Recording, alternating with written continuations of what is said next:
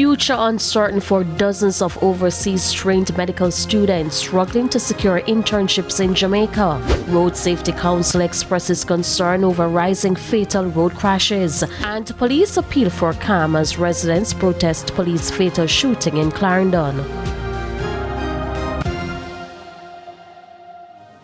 Good evening and welcome to Primetime News. A special welcome to viewers on TVJ International in the Cayman Islands and online at onespotmedia.com. I'm Shamela Pullen. There's also sports and weather in this newscast, so please stay with us. The details right after the break.